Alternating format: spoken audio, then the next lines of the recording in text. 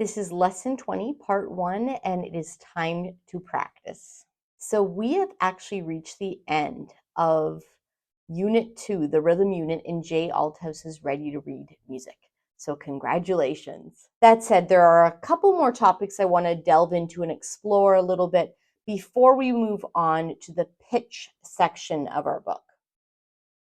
Even once we get into the pitch section of the book, we will continue to review and build on the rhythm reading skills we're learning, and then eventually integrate the two so that we can read both rhythm and pitch at the same time.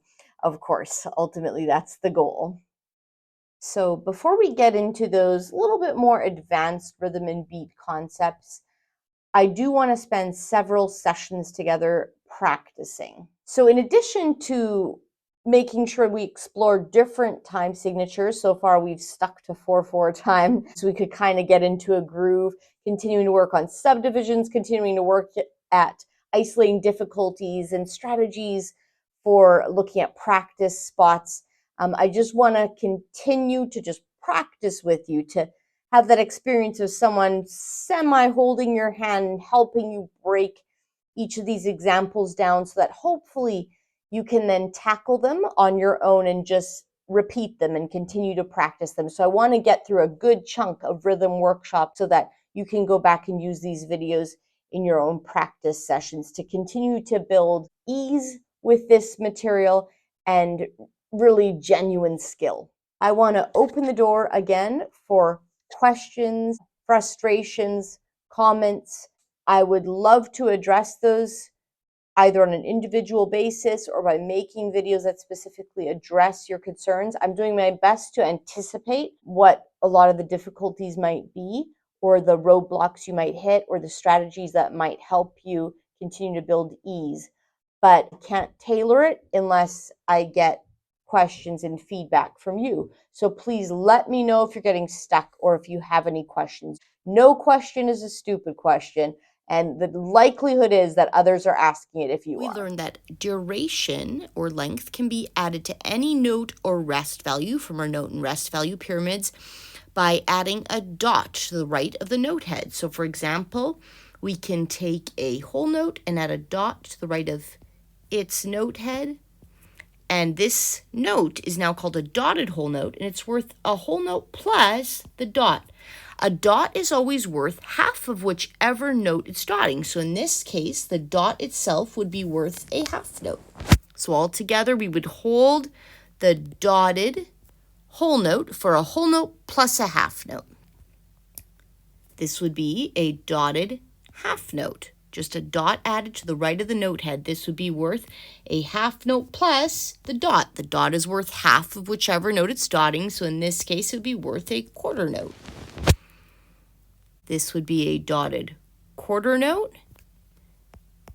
This would be worth the quarter note itself plus the dot, which is worth half of whichever note it's dotting, so plus an eighth note.